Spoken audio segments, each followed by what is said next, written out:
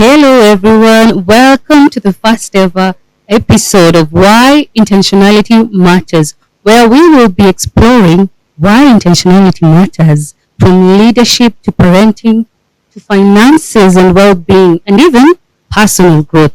And today I'm privileged to be here with one of my co authors of the Why Intentionality book. Welcome, Lilian. Thank you, Lorna. And hi, everyone. My name is Lilian Machanga, and today I'll be joining Lorna to discuss why intentionality matters, or how we can be intentional during this festive season. Hope you'll enjoy and learn something. For sure, for sure. We all are going to enjoy and you're going to learn from each other. And intentionality, I've realized it's not really a buzzword because many people say, I want to be intentional. We talk about intentional leadership. And I want us to start a conversation on the aspect of being intentional in terms of our leadership. So, from your own opinion, what is one leadership habit you want to model intentionality this festive season? I think for me, one thing is being present in the season and understanding or coming from a perspective of what is important to you in the festive season. I think we see festive seasons as periods to reconnect with family, to be able to go on holiday, to be able to rest, and also more importantly, plan for the following year. And what I have come to appreciate over time is intentionality doesn't really need to cost money. Intentionality, for instance, in the festive season can be as simple as sharing a meal together or sharing time together. And it can be with what is available. So, for instance, for a young parent, it could be coming home early and playing a board game or playing with your children. That's being intentional, and that's taking time to appreciate the season. Amazing. I also love the fact that you've said when it comes to parenting and how we're supposed to be intentional. And you've just reminded me. I remember like 6 months ago, I was really praying to God that I really need to be intentional with the busy schedules and trying to juggle life. And I felt like I needed to pour more to my children. And I remember God sometimes answers in very different ways. So the nanny that we used to have, she was a living nanny. And something just came out of nowhere. And I realized, could we just move and get a day back? And I remember my siblings just said, by the way, you should try. I think it has worked for us. You'll have more time with your children and all that. And for years, because I've stayed with this nanny for like 7 years. Oh, wow. That's a long time. That's a long time. And I'm like, oh my goodness, I can't just let her go like that. And something just happened and we had to release her. And now I had to get a live-in.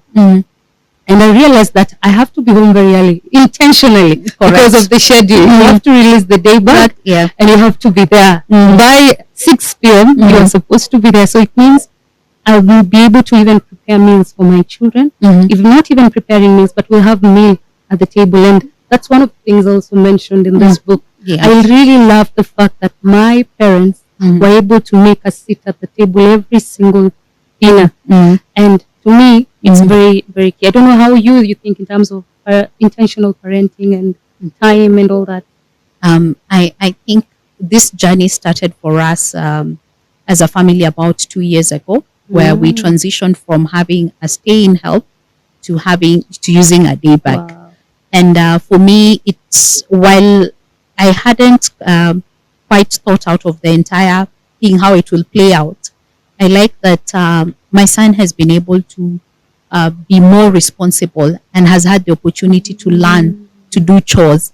And I can see how then that is a gift to him because he's developing life skills. And this is something that he will carry through life. And because of that arrangement, then I have to be home early. Even when when I have work to do, I normally take a break, go home. When I'm able to make a meal, I will make a meal. Thank God there are people who do meal planning for people. So in busy seasons, we will still have meals, but cooked by someone else for a small fee. And the fact that I can be home the best part of my evening is coming to share how our days has been. He tells me about how his day has been in school. I get to tell him how my day has been at work, and we pick something from that whole experience. We get to spend time together. Right now, because I think life has kind of slowed down, so I find there's less traffic on the road now, so I'm able to get home early, and when we're having dinner we'll play a board game. It's a way to catch up, spend time with each other. Yeah.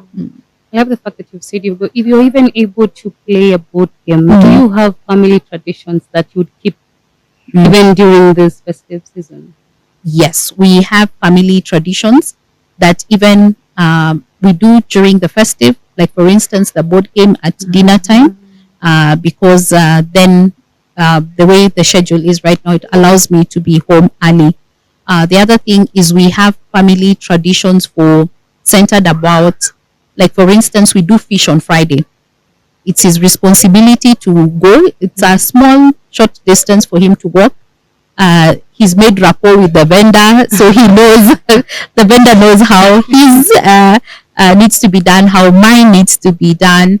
We also have a day we do brunch on Sundays. That has been a tradition for quite a number of years now, because Sundays tend to be slowed down. Then we know I will go full out. I enjoy cooking, so I will do a proper brunch, and we get to spend time together. Whether it's Christmas season, we watch movies a lot, the Christmas movies. So that is a tradition, and it's interesting because these are things that you can be able to do that will not cost you money out of the norm, and it's important to appreciate, because there's the element of the festive season that can seem that you need to spend so much, and you could be in a season where you don't have the extra to spend, but still you can be more deliberate and work with what you have. Yeah, I love that. And I'm seeing we have a lot in common in terms of cooking. I also love cooking a lot. Yeah, just making and preparing those heartfelt meals. Yes. And when your children come to you and say, "Mommy," my children usually come and says, "Mommy, you're the best cook." At first, they didn't know to say a cook. They used to say, "Mommy, you're the best cooker." yeah. And it feels so nice that you're able to prepare such heartfelt meals for them, and they really appreciate. Yes. And in terms of creating meaningful connection with your loved ones, how do you do that? You've already mentioned during the festive season, maybe you continue with that tradition that you have, but sometimes maybe a family didn't have that tradition before. So how can they create meaningful memories during the festive season without also going deeper into their pockets? Yeah. I think there's something that I've come to appreciate, that you need to be able to have a sense of connection with different people. Like for instance, having a relationship with God is important to me. It's important to also some of my friends and cousins. So we have found a way that we get to spend time together is when I tell them there's this particular event going on. Some of them are even free. It's just what is required of you is your time. So we get to bond over that, get to appreciate what different people, what is important to them. There are people who sports is important. There are people who I connect over books because I'm part of a book club, and we'll sit down and catch up and say, what are you reading? So finding meaning in the day-to-day activities that we are part of is important, and it requires a little bit of deliberation. So for instance, we are here because we are co-authors.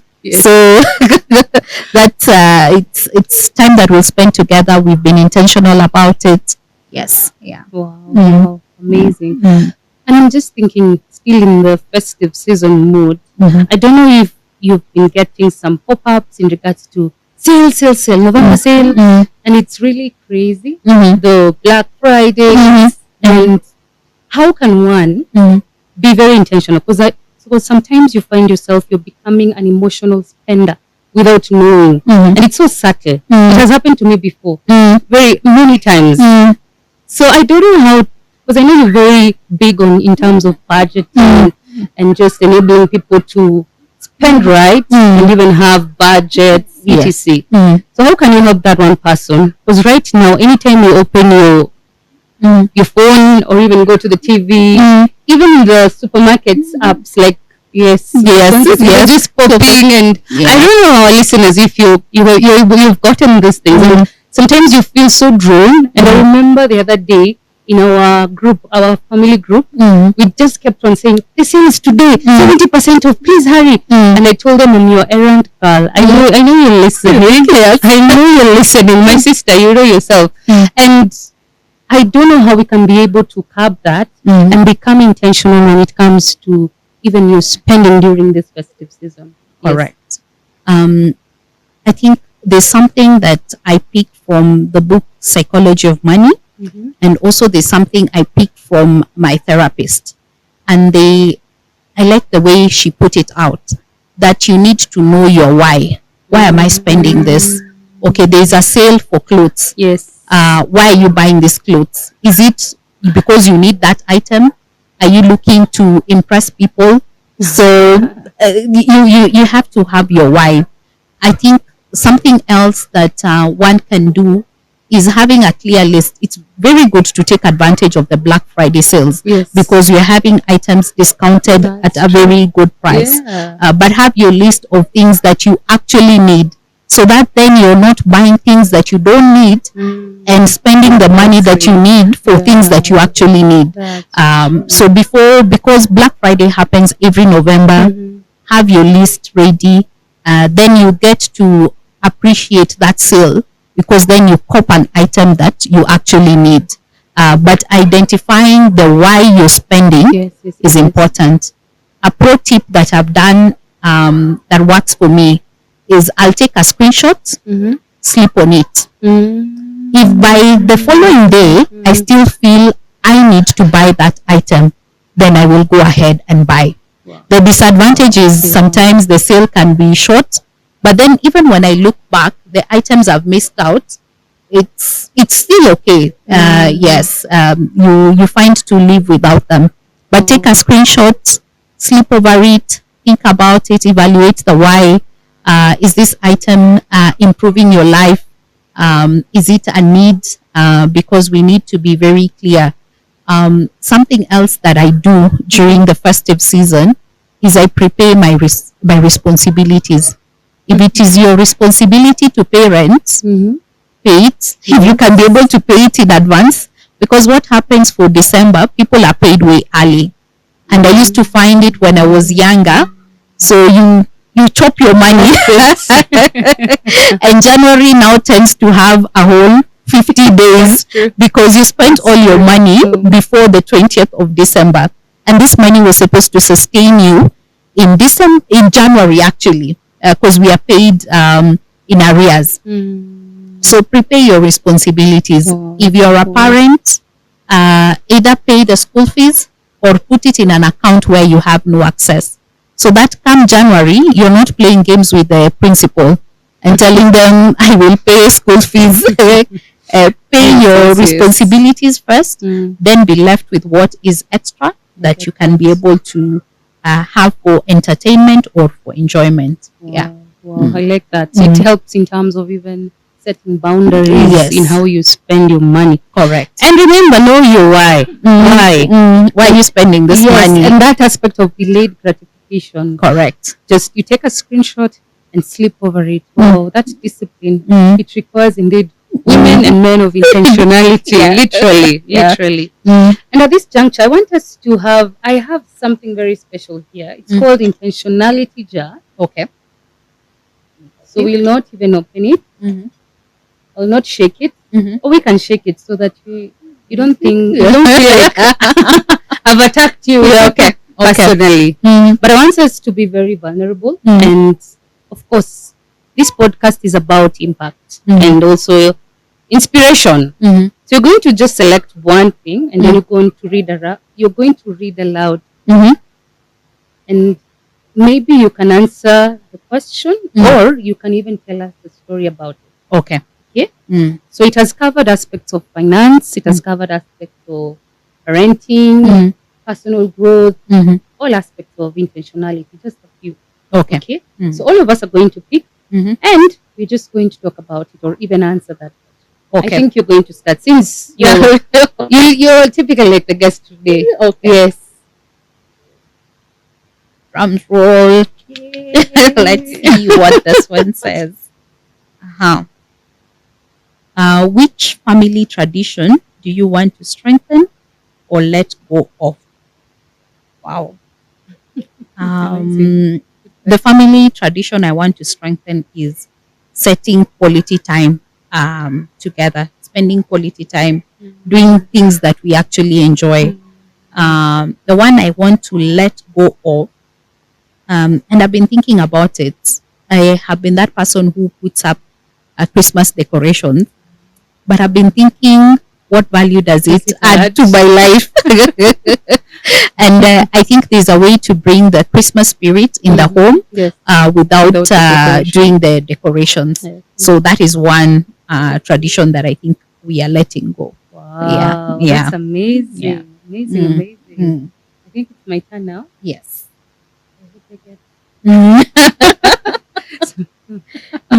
Yeah. Oh, goodness. What is one leadership mistake Mm.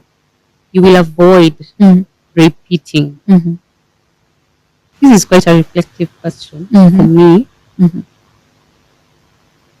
One leadership mistake I will avoid repeating. I think it's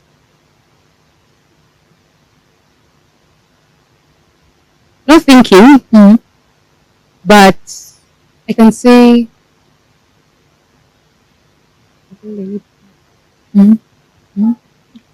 They will edit.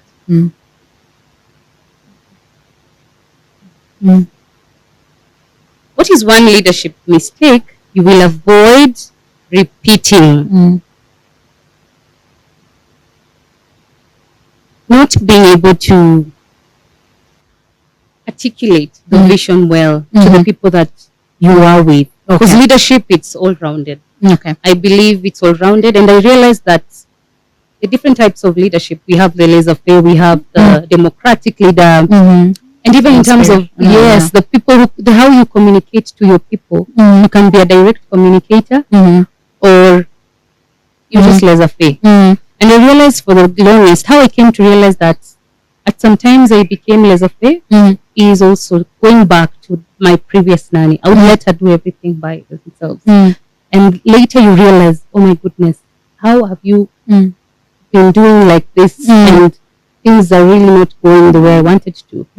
And for me, I believe that I let people just do as they You don't micromanage. I don't micromanage. Yeah. But I realized also when you leave the nut to lose, also there's consequences. Yes. So at least you become there in the middle and say, that There has to be a balance. There has to be a balance. And that's a balance, sorry. And that's where I will really, really try to avoid repeating. Just being there, not micromanage them, but being able to also just provide some sort of oversight. That's it. Yeah. Yes. Okay. It's your turn. It's your turn. Another one. Be kind to me. Yeah, it should. So the question is, how do you ensure your influence is aligned with your values? Wow, good question. It's a reflective question. Yes. One is I'm very clear about my values. And being very clear about my values, and I think it's something that you said either when you're making your speech for the book launch or in your book, knowing what you need to say yes to, and what you need to say no to, because the moment you're showing up, you're already creating influence and you're already creating impact. So being very clear about what my values are guides me in terms of what I can say yes to and what I need to say no to. Yes. Wow. 10 years of purpose. Exactly. That's what you said. Yeah. Okay.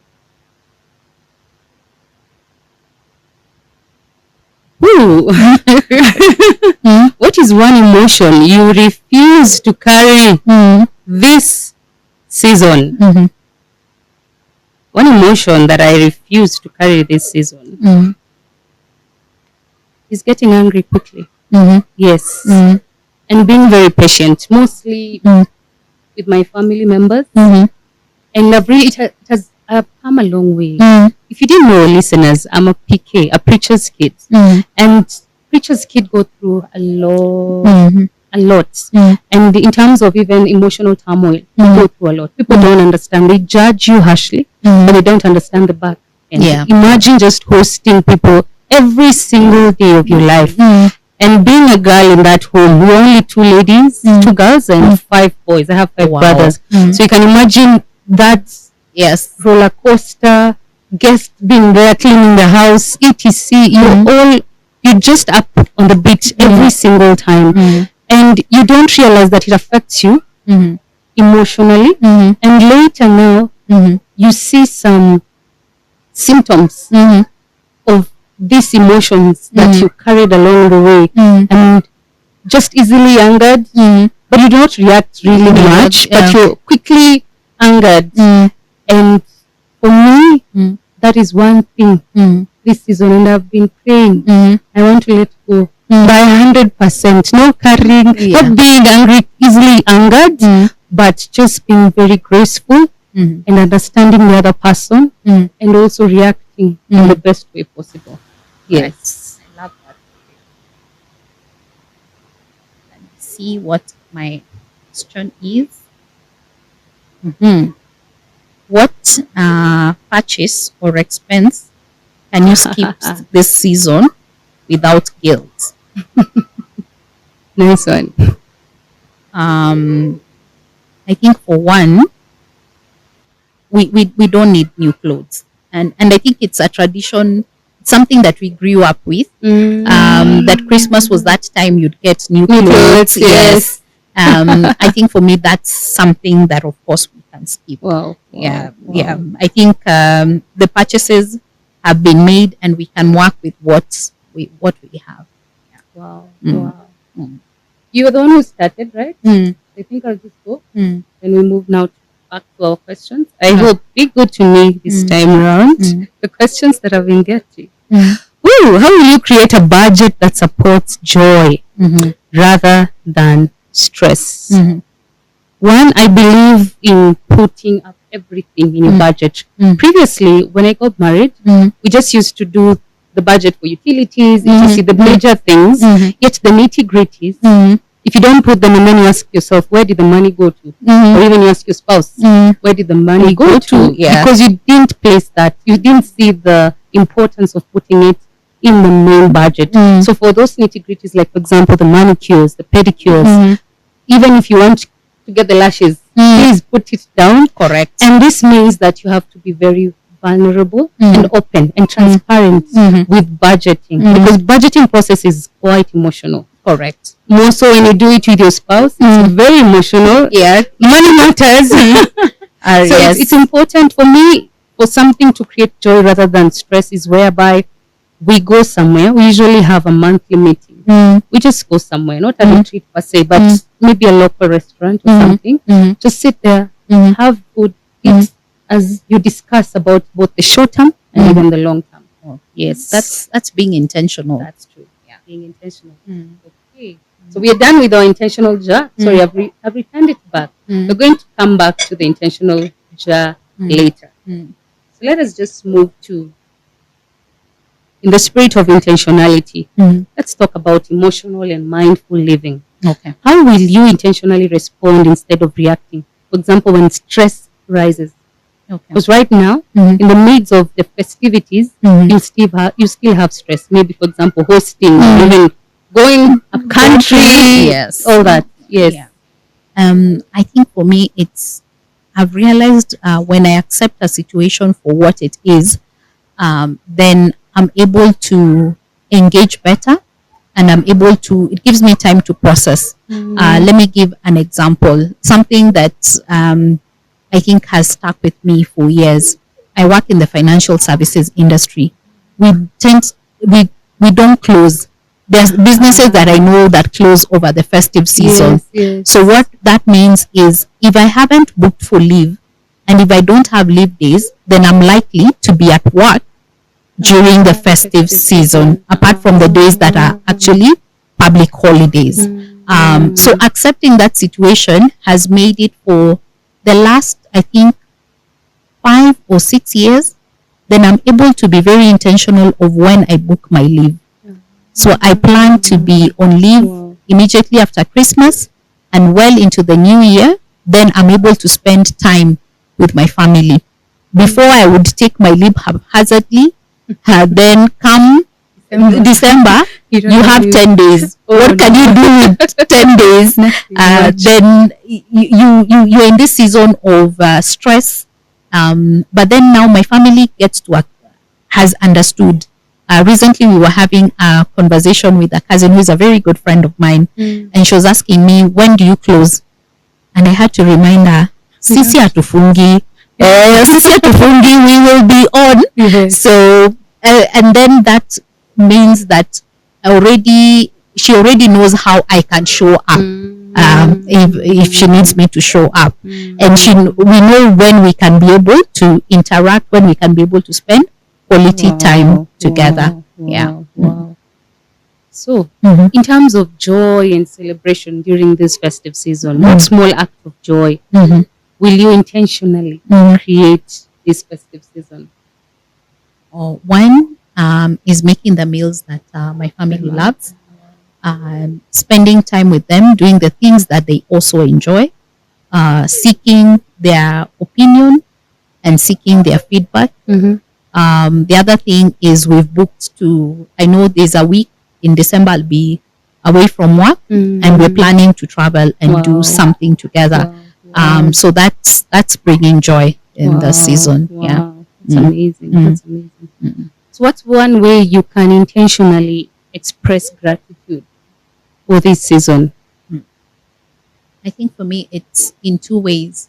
One, as a Christian, I know this season, what it's all about. It's about celebrating the birth of Jesus Christ and who he is in our lives. The other thing is I've come to appreciate that every season has a purpose, whether it's a difficult season, whether it's a good season, and approaching life from a point of gratitude. Because we know we are stretched when we are going through difficult seasons. So appreciating that you're being expanded for something greater, or you're going to have experiences out of this difficult season that are going to make you a better person, then you appreciate. Then gratitude is not only centered around when life is good, when things are happening, it becomes part of your life. Yeah. Wow, amazing. And in terms of gratitude, if you now let's take it back to even the personal growth, because many people, aside from the festivities, they're also looking into maybe removing the stress and just looking forward to even the personal growth that they want to. And what is that one limiting belief maybe you had or you still have that you will release before the coming year, that is 2026? What is that limiting belief?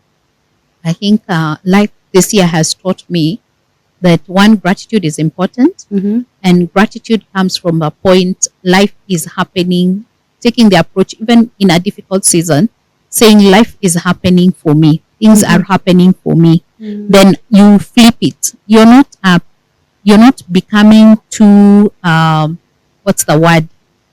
You're trying to turn everything to be positive, but you're appreciating that this is a season, and I will come out of this season. So that even when it's a difficult season, you're seeing yourself getting out of this. Yes, you're experiencing, you're learning what you need to learn, you're trying to change your circumstances, but also appreciating that you will come out of this better. It's the way we say, for a pot to become good, it needs to pass through fire. So see it as fire that is making you better. Wow. Yeah. I like that. I like that.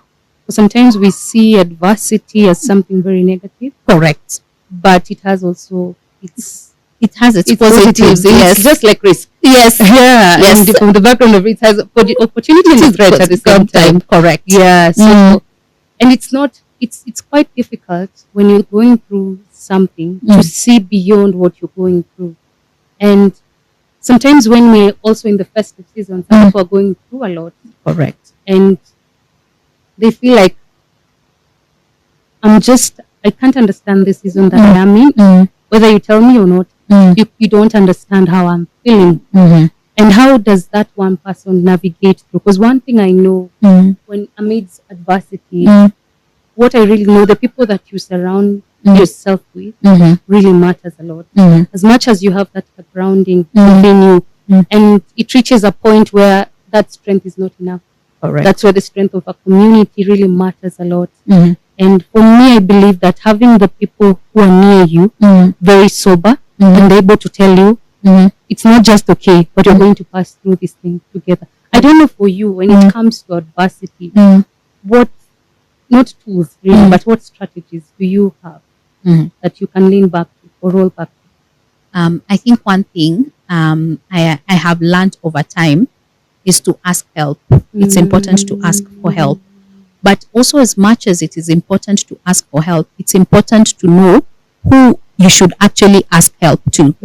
So let me give an example. If you're going through a difficult season financially, it depends who you will ask help from. There's someone who will now take what you have shared in confidence and share it. That's true. They're not helping you. Yes, you've asked for help, but they're actually causing you more turmoil. So know who to ask help from. And most importantly, I normally say, and this I have learned over time, ask help from someone who has gone through what you have gone through. Because they are not sharing textbook knowledge. They are sharing something that they did that worked for them. Yes.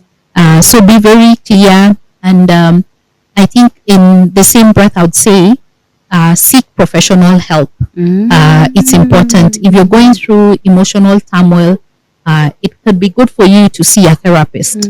If you're going through a difficult season in your career, it would be important for you to engage a coach. Then this person can objectively help you, and they will help you while still maintaining your confidentiality. They will not be doing anything that will be harmful to you. So know how to ask for help, and more importantly, who to seek help from. Who to seek help from. Yes, really yes. matters a lot. It really matters. Really matters, Yes. yeah. And I think that is something, because think about it, life from a perspective of, yes, people wish you well, but not everyone means something good for you. So if you ask for help from the wrong person, then they not only don't help you, they make the situation far much worse. Because then now you have additional challenges that you need to take care of. And that's where also discernment comes. Correct. In. Wisdom. Wisdom. Wisdom is very key. Wisdom is very, very, very key. Yeah. And important. And as we just wrap up this episode in terms of being intentional during the festive season, I want us to just go back to the aspect of leadership as we wrap up, because we believe that leadership is, everyone is a leader. Correct. And we have to lead with intentionality in all phases of life. And how can you influence others positively in whichever space or sphere that you are in? And how would you even model intentionality during the festive season for you? There's something that I learned from a lady I respect so much, and she said something that just has had me thinking about it. Leadership or caregiving is leadership. And this is leadership at a personal or at a family level or at a community level. And how you take up this role is a way to model leadership for the people who are part of our community. If you're a parent, then you get to model what leadership is for your children. So for me, it's humanizing leadership. And I like following leaders because I'm in the corporate space who share personal aspects of their lives. Then you can be able to see them There's a lady, she's, I think, the MD of MTN. I see her exercising. I see, yes, I see her being an intentional parent. And I'm like, I can, yes, rise in the career and still be all those things. So I like that there are people who've gone ahead of us and are humanizing leadership, and we can be able to emulate. Yes. I like the aspect of humanizing leadership. It's Correct. very, very key. Because we are, at the long run, we are human beings. At the end of the day, you're not going to show up as Lorna, the risk management expert. Then in the evening, you're showing up as Lorna, the parent, Lorna, someone's spouse, someone's daughter, a sibling to others, or a friend to others. You're this one person. Yeah. That's true. Because many a times, the temptation of fragmenting your life, you act differently in the office. At home, people know you as a different person. Correct. Is this the same person? You understand? Yes. And I believe that we're supposed to have just the same, not fragmented lives.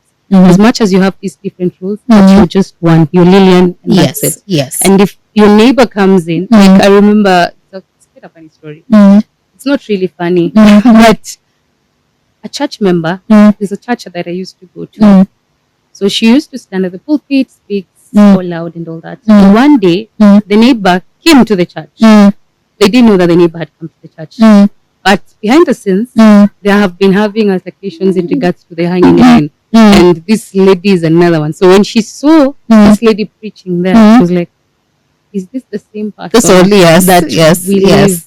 So it's important for us to just have your one having the same, not fragmented aspects of your life, that in the office you're very good, but when it comes to back home, you're completely different. Back to intentionality, being intentional, and starting to lead yourself. Yes, start by leading leading yourself. Yes. Okay. So as we wrap up the last conversation, what decision will you make intentionally instead of reacting during the holiday pressure? What decision? Wow. And I think this speaks to wisdom that you collect over time, is being very clear of how I want to spend my money and how I want to spend my time. Because I appreciate the aspect of social media and influencing, and in also all these activities and this expenditure needs to come from a perspective of what is making my life happy, what is enriching my life and that of my family. Then I'm not necessarily, I could be coping because maybe I'm learning something else from someone and that resonates with me. But it's not purely being driven by a trend because a particular fashion item has come, then I'm running to spend it. But does it even work for my body type? Does it, is it what I should be spending money on? So being very, I didn't want to use the word, but being very deliberate. Yes. Wow. It's very important. Instead of reacting under holiday pressure, you focus and being deliberate in everything that you do. Thank you so much, Lilian. Thank you. Do you have any parting shot to our listeners as we wrap up? I think the parting shot for me, it's to know that sit down and reflect and see what does this festive season mean to you, and now be able to curate an experience for yourself and those who matter in your life with the resources that you have. Yes. Wow. Thank you so much. And at this juncture, we say happy holidays to our listeners. Bye. Bye. Thank you for listening. Thank you.